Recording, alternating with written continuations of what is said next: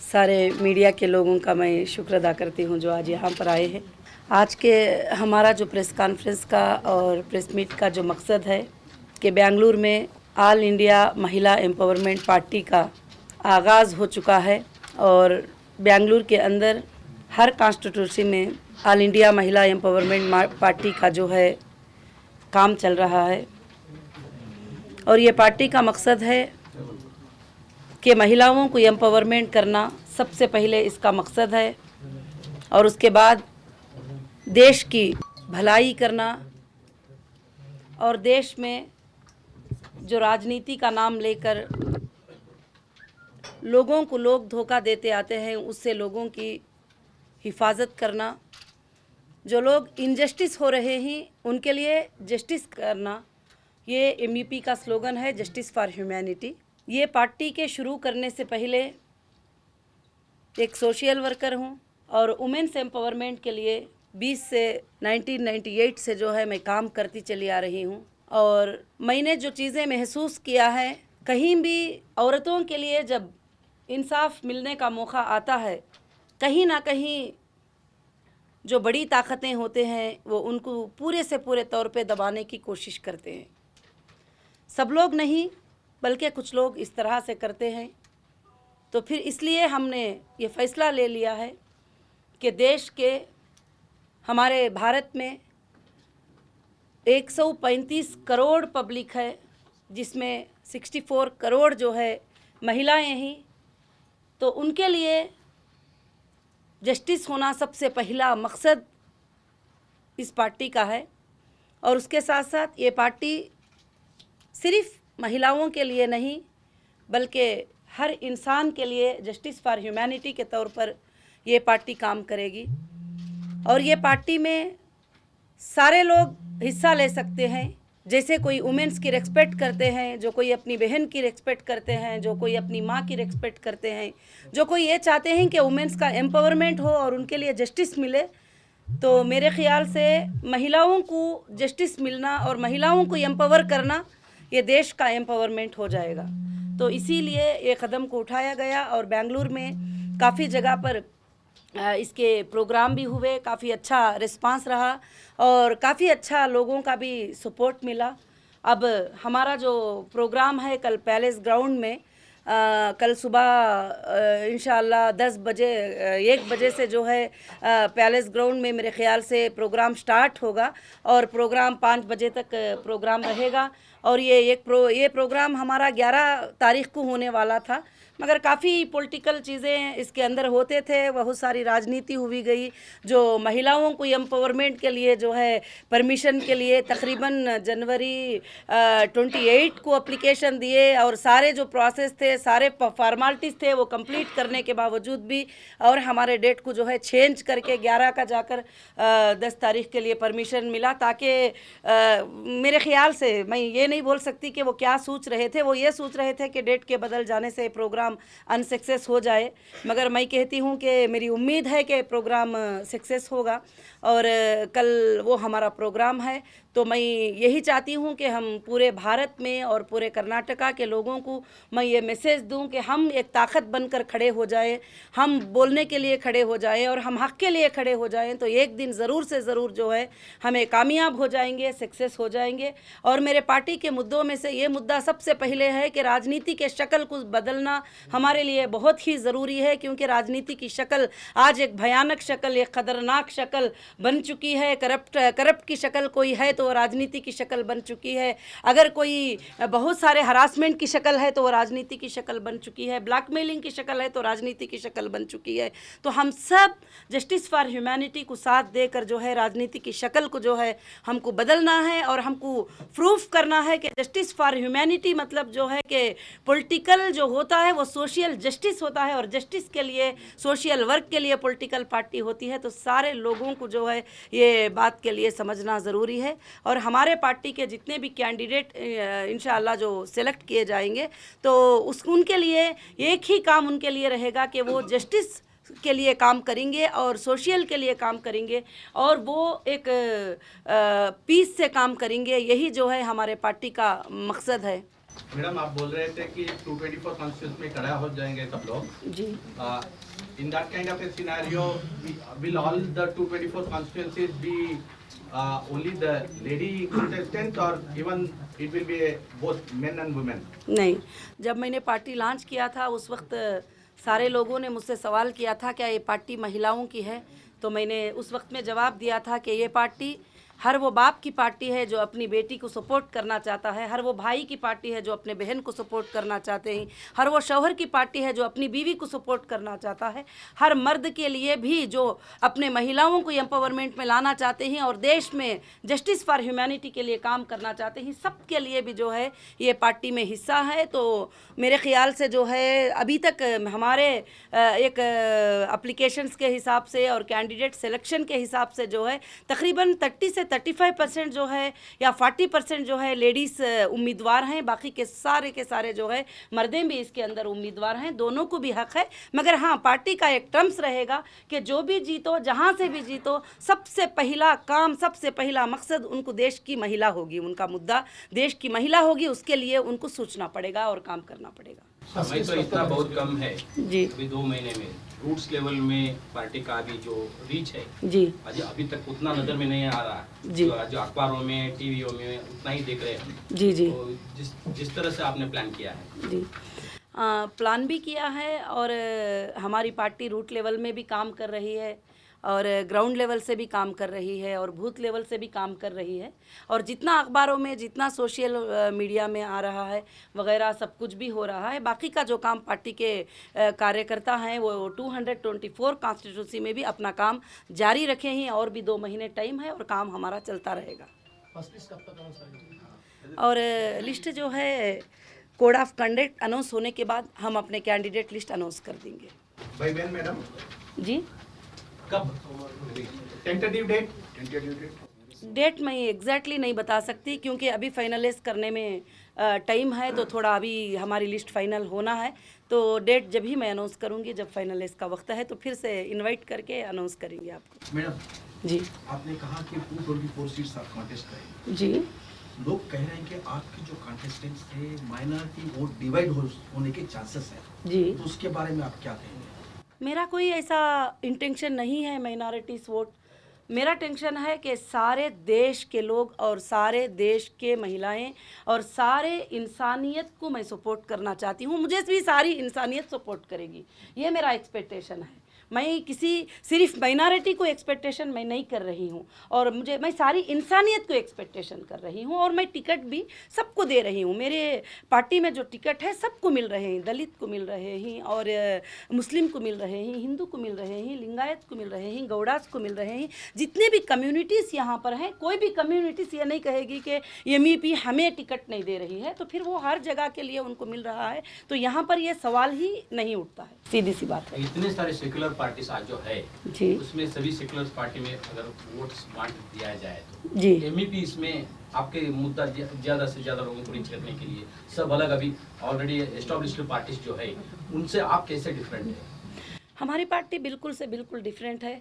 जो भी party establish हुई है और काम भी करी है, तो वो काम जो है लोग देख रहे हैं, और हम विदाउट पॉलिटिक्स क्या काम किए हैं वो भी लोगों ने देखा है।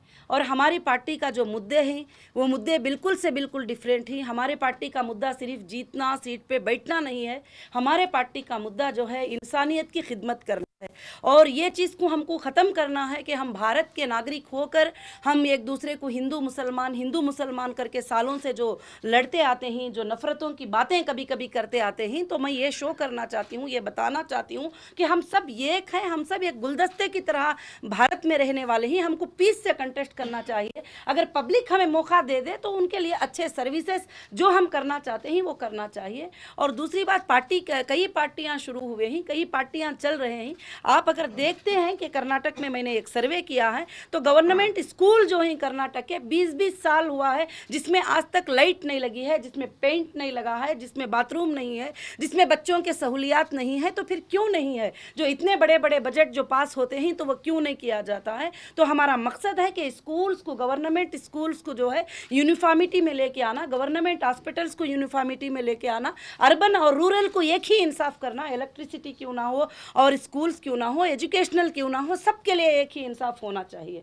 क्योंकि यहाँ पर जब अर्बन के कोई स्कूल्स देखते हैं तो थोड़ा थोड़ा अच्छे क्लीन लगते हैं, जब आप रूरल में जाते हैं, जब आप विलेजेस में जाते हैं तो वहाँ के स्कूल बिल्कुल डैमेज होते हैं। क्यों? कि अर्बन में थोड़ा ज़्यादा से ज़्यादा MLAs MPs वगैरह सब घूमते फिरते रहते हैं, बड़े बड़े लोग आते हैं, उनको दिखाने के लिए वो चीज़ करते हैं। जब कोई बड़ा इंसान आता है तो उसके लिए सिटी पार्क हो जाती है, सारे चीज़ें पार्क हो जाते हैं, दरख्त पार्क हो जाते हैं, सब कुछ होते हैं। तो फिर नॉर्मल इंसान का जो पोल्यूशन है, नॉर्मल इंसान की जो ज़िंदगी है, उसको ज़िंदगी ही नहीं समझते। तो इसलिए मेरी पार्टी, मैं समझती हूँ, बिल्कुल डिफरेंट मुद्दे पे है और बिल्कुल डिफरेंट सोच के ऊपर ये पार्टी है। तो आज तक कोई प्रोटेस्ट ही नहीं हुआ आपकी पार्टी की वजह से, आपके पार्टी के माध्यम से? जी। कोई भी प्रोटेस्ट आज तक नहीं किया है आपने? कोई इतने सारे मुद्दे के बारे में आप बता रहे थे, जी जी स्कूल में ऐसा है, अस्पताल में ऐसा है, सारी चीजें बता रहे थे जी। मगर आज तक आप फील्ड में ही नहीं गया, कोई भी प्रोटेस्ट भी नहीं किया और लोगों के, आम आदमी तक पहुंचा ही नहीं है जी। तो इसके लिए क्या कार्रवाई? देखिए, एक बात क्या है, रोड पे खड़ के 10 लोग प्रोटेस्ट करना, 100 लोग प्रोटेस्ट करना, एक हंगामा मचाना, वो चीज़ से मुझे नहीं लगता कि उससे हमारा काम हो जाएगा। हम लीगल वे में जाएंगे और आर्डर्स पास करा के काम करेंगे और आर्डर पास कराएंगे, जिससे लाना है उससे लाएंगे।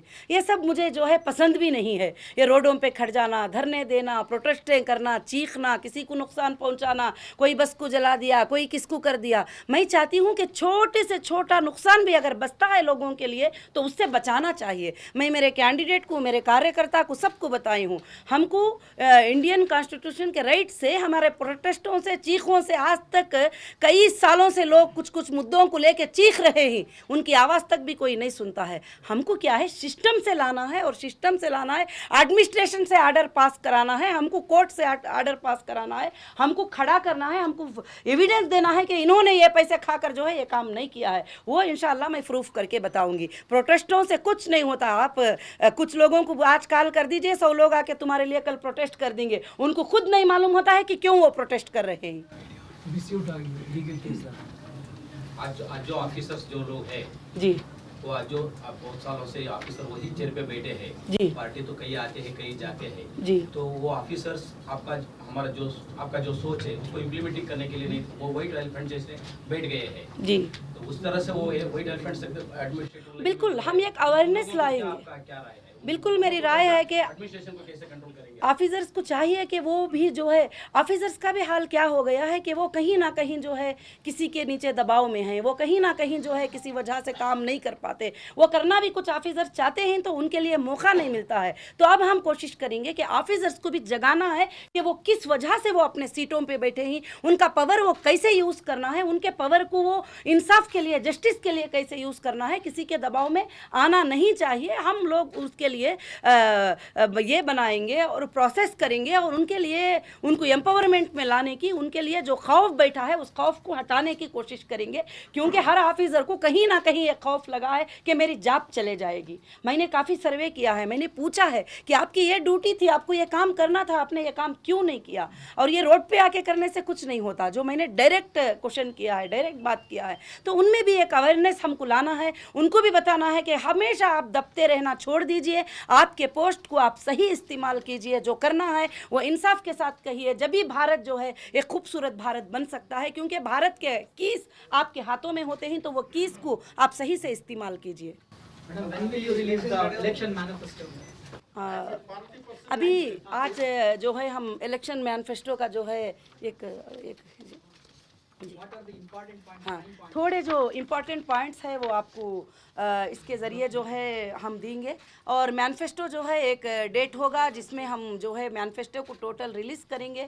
और हमारे मैनिफेस्टो में सारे चीज़ें ही वुमेंस के लिए और फार्मर्स के लिए और इलेक्ट्रिसिटी के लिए और यहाँ के जो भी प्रॉब्लम्स कर्नाटक के ही उसके लिए है। और मैनिफेस्टो तो हर पार्टी छोड़ती है, मगर मैं एक वादा करना चाहती हूँ लोगों के साथ जो है कि मैं मैनिफेस्टो रिलीज़ करने के बाद डेट देकर उन डेटों के अंदर उन कामों को कंप्लीट करके बताऊंगी। अगर मुझे जो है कर्नाटक की लोग जो है सपोर्ट करते ही, अगर इस पार्टी के लिए वो कोशिश करते ही, तो मैं डेट वाइज जो है 5 इयर्स के अंदर जितने भी मुद्दे हैं उसको मैं ख़त्म करके बताऊंगी। Madam, how many seats that you are expecting?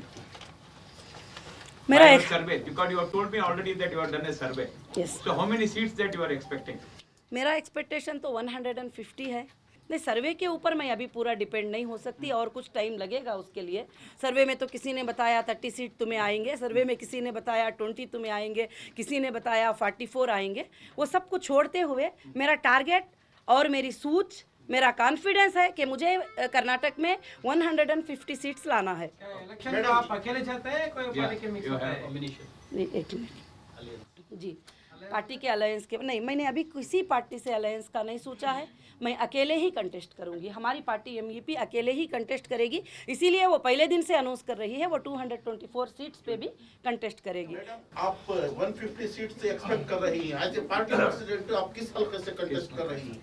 मैं अभी नहीं करूंगी, लोकसभा में करूंगी। आपने पहले चुनाव लड़ा है? इससे पहले चुनाव लड़ा है? जी, मैंने नहीं लड़ा है चुनाव। मैडम आप आंध्र आपको प्रदेश लोकल लैंग्वेज नहीं आती है, जी आप फोकसिंग आप कर्नाटका कर रहे हैं। जी अगर चाहे तो आपकी पार्टी को नेक्स्ट ईयर इलेक्शन तेलंगाना में अच्छी पार्टी बना सकते हैं, लेकिन आप कर्नाटका में क्यों फोकस कर रहे हैं? जी, एक मिनट, ये मेरी पार्टी नेशनल पार्टी है और बहुत सारे नेशनल जो प्रेसिडेंट होते हैं उनको हर स्टेट की लोकल लैंग्वेज आती नहीं है और लोकल लैंग्वेज का आना ज़रूरत नहीं है।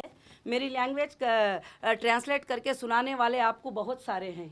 और एक नेशनल पार्टी जो होती है उसके लिए हर स्टेट का लोकल लैंग्वेज आना उसके लिए कोई ज़रूरी नहीं होता है। और मैं ना के ओनली कर्नाटका और मैं तेलंगाना में भी कंटेस्ट कर रही हूँ, असेंबली इलेक्शन आंध्र प्रदेश में भी कर रही हूँ, तमिलनाडु में भी कर रही हूँ और मैं महाराष्ट्र में भी कर रही हूँ। लोकसभा इलेक्शन जो 2019 में है मैं वो पूरे इंडिया के अंदर कर रही हूँ टोटल सीट्स के ऊपर।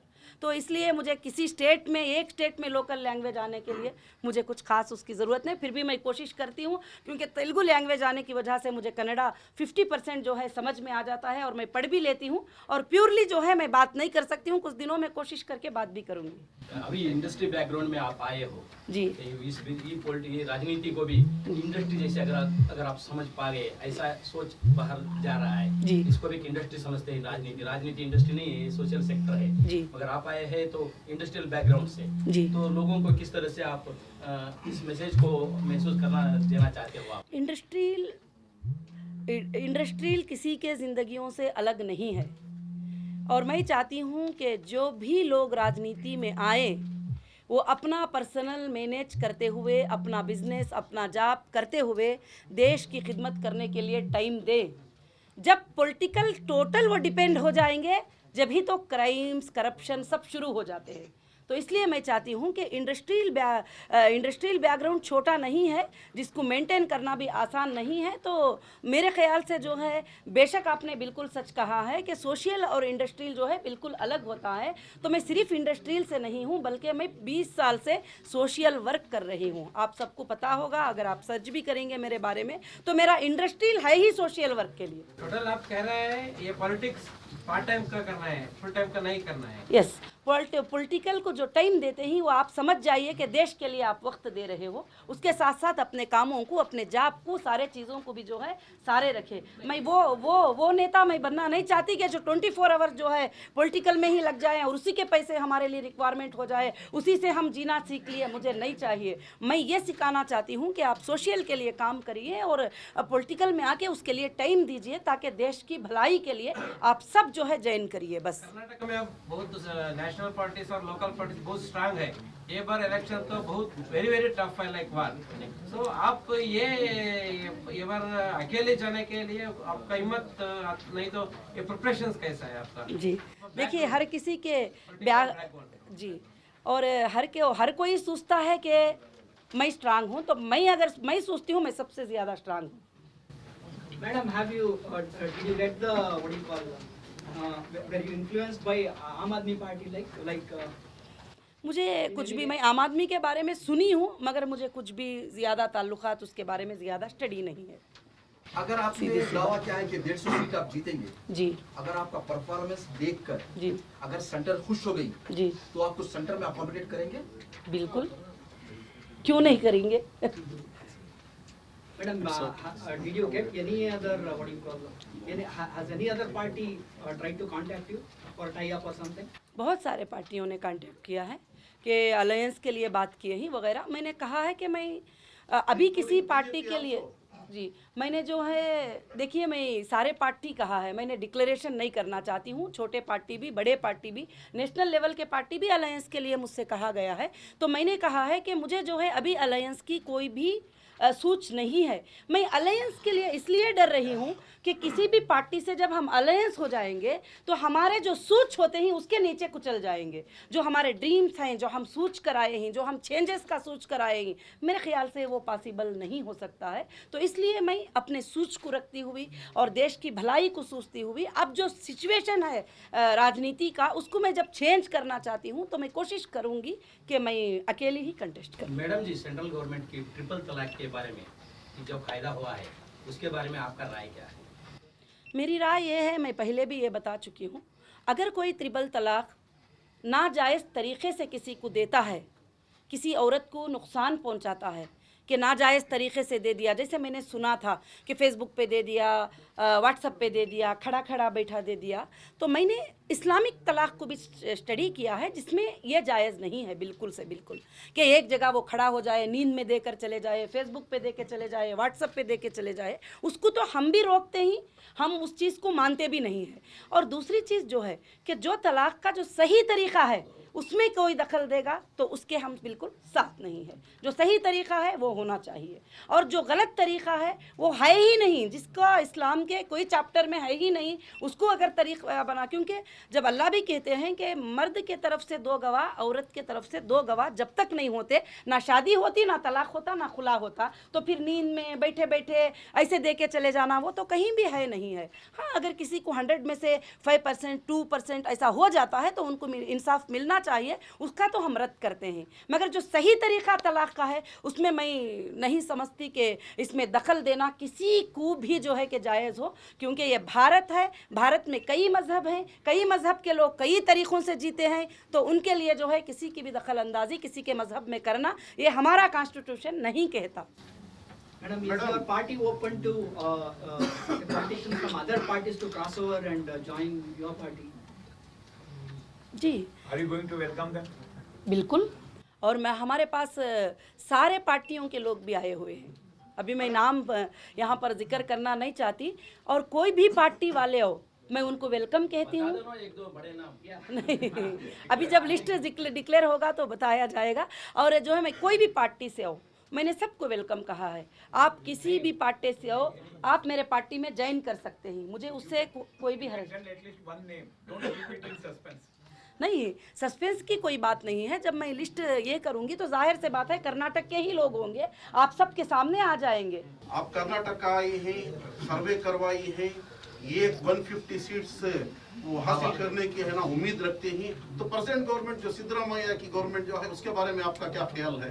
देखिए, मुझे किसी की गवर्नमेंट के बारे में कुछ भी ख्याल नहीं, क्योंकि ये पॉलिटिकल है। गवर्नमेंट रातें रात चेंज होती है, और इसके लिए कोई भी बातें कहना मेरे ख्याल से गलत है।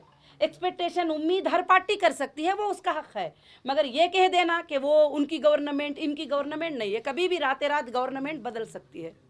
मैडम, आप खुद 224 कॉन्स्टिट्यूंसी में कैंपेन करेंगे? जी बिल्कुल, मैं खुद 224 पे नहीं करूंगी, मैं 30 डिस्ट्रिक्ट में कैंपिंग करूंगी, और मेरे अभी तक 13 डिस्ट्रिक्ट हो चुके हैं, अब 17 डिस्ट्रिक्ट नेक्स्ट में कैंपिंग करूंगी। All the 30 districts. 13 हुए हैं वहाँ पर जरिया बन जाए। मैं सबसे पहले जो गरीब का पेट भरने की कोशिश, बच्चों के एजुकेशनल के लिए कोशिश, जो सुसाइड करते हैं हमारे फार्मर, उनके लिए कोशिश करूंगी। बाद में डिजिटल इंडिया बनाने की कोशिश करूंगी। Madam, like currently a lot of issues are there with respect to water sharing. You know, you might be knowing the Kaveri issue. Ji Like, ji Do ji you have any stand with respect to that? बिल्कुल मैं stand लूंगी, क्योंकि कर्नाटक का हक बनता है कि यहाँ पर वाटर की कमी होने के साथ साथ जो है यहाँ वाटर के लिए इतना प्रॉब्लम फेस करने के इतना लोग फेस करते हैं, तो फिर वो दूसरे स्टेट को जाने के लिए जो है मैं साथ में रहूंगी और कर्नाटक के लिए पूरा वाटर मोड़ने के लिए मैं कोशिश करूंगी। तब तो तमिलनाडु वाले नाराज हो जाएंगे आपसे। जी देखिए, एक बात है कि ये पानी कहाँ से जा रहा है, ये किसका हक बनता है, वो देखना सबसे ज़रूरत है, वो सबसे ज़्यादा ज़रूरी होता है। अभी कभी जब होता है एक इंसाफ होती है, तो जैसे कि आपका एक घर होता है, वो घर आपका होता है। अगर आपके घर में कोई और आने के लिए और पार्टनर बनने के लिए कोशिश करते हैं, तो इंसाफ देखी जाती है। जिसका है उसको पहले हक मिलना चाहिए, सबसे पहली बात। जब आप तमिलनाडु में कंटेस्ट में तो यही बात बोलेंगे? जी बिल्कुल बोलूँगी, क्यों नहीं बोलूँगी। मैं इंसाफ की बात वहाँ का वहीं बोलूँगी और मैं दम के ऊपर बोलूँगी। मैं किसी से डरने वाली नहीं हूँ। जब जस्टिस की बात करना है, मैं किसी के भी बारे में बोल सकती हूँ। Thank you.